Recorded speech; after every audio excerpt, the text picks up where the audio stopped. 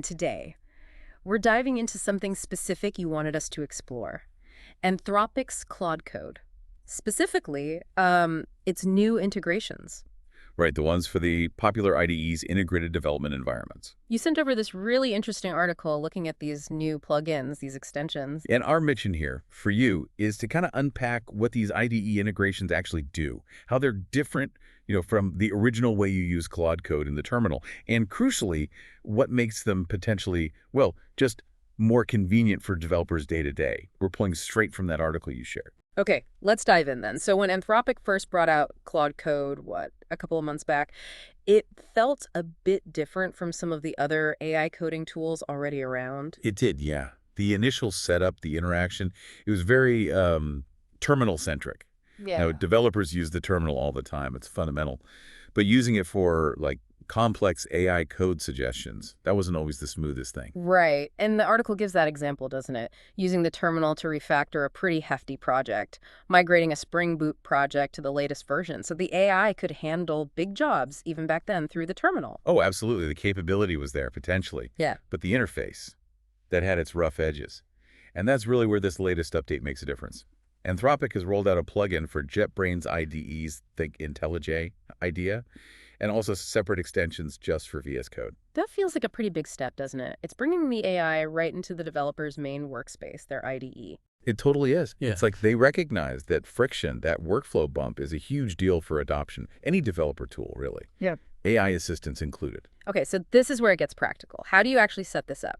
The article walks through it, and there's a bit of a difference between VS Code and JetBrains. Yeah, for VS Code users, there's this first step that might feel a little backwards, maybe. Once you've got Claude Code installed on your machine, maybe you used NPM or you're using a dev container or something like that, you actually have to run a command in the terminal first. Ah, is that the ID command they talked about? That's the one. You run ID in your project's directory. The article kind of implies this command manages or, registers your project, so Claude Code knows how to talk to your IDE. Then you jump into VS Code itself and grab the Claude Code extension for the marketplace there. So yeah, 2 steps, terminal, then IDE. Got it. So you sort of link it up from the terminal and then add the actual extension inside VS Code. Makes sense. Exactly. Now for JetBrains IDEs, it sounds a bit more, standard for that platform. You just go into the settings, find the plugin marketplace, search Claude Code Beta, and install it right from there. Pretty straightforward. The article even shows screenshots of finding it. Okay, simple enough.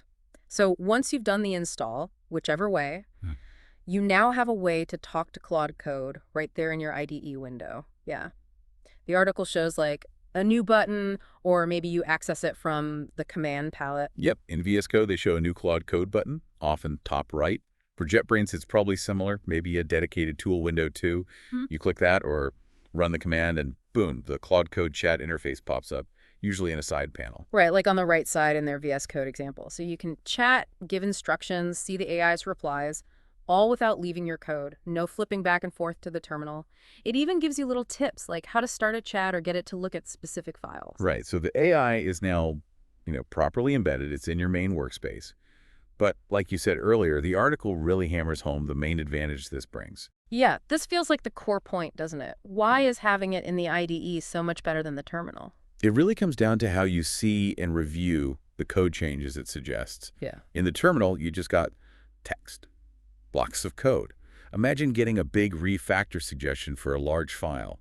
It'd just be this wall of text you'd have to manually compare, figure out what changed, copy, paste. It sounds messy and easy to make mistakes. Ugh, yeah. Just thinking about manually diffing that in my head or copy pasting. The mental load is huge. Totally. It just breaks your concentration. But with these IDE integrations, VS Code or JetBrains, the suggested changes can show up directly in the IDE's own diff viewer, the built-in one. And that, the article really emphasizes, is the game changer. Absolutely. Because developers live in the diff viewer. That's how you review commits, understand pull requests, check your own changes.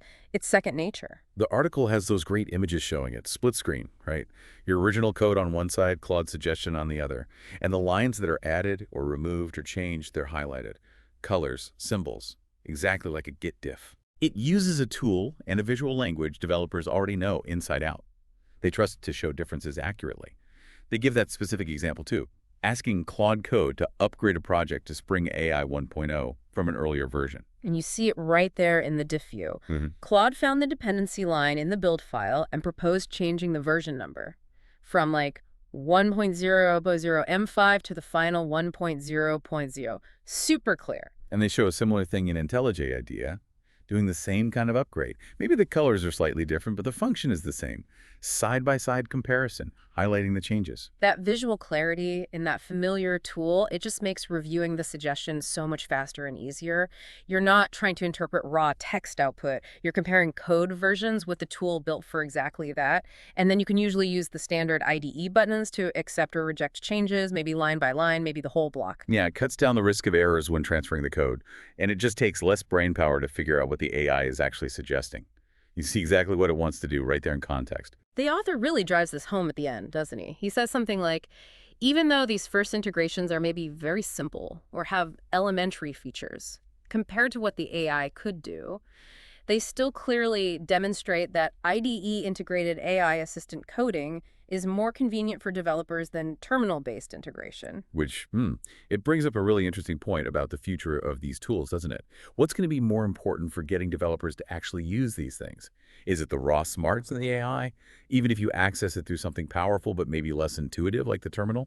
Or is the sheer convenience, the smooth integration, the easy-to-use stuff like that visual diff viewer inside the IDE? It definitely seems like Anthropic, by pushing this integration out even with elementary features, is making a bet on convenience. They want to, as the author said, make developers happier by smoothing out those workflow bumps. And it kind of shows how sometimes the killer feature isn't the most technically complex one. It's the one that just fits best.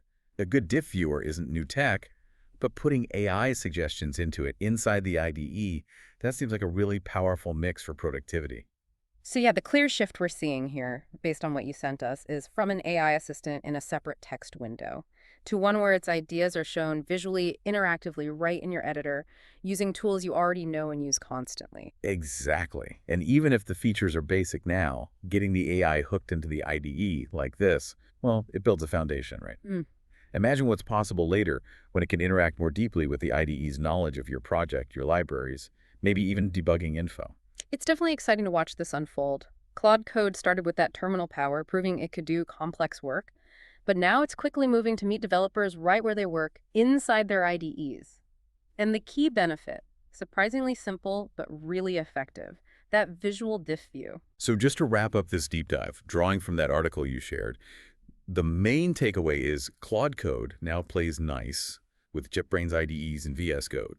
The features might be pretty basic for now, but the big win, the thing that makes it feel more convenient than the old terminal way, is seeing those code suggestions in the IDE's own diff viewer.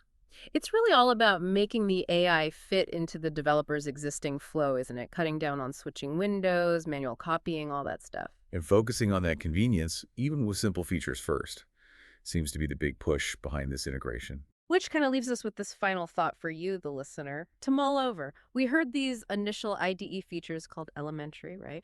But the convenience using familiar tools like the diff viewer is framed as the major plus. So how do you think this balance, the convenience of smooth integration versus maybe the deeper potential or power you could get from a terminal approach, how will that shape how these AI coding tools evolve and which ones developers actually end up using?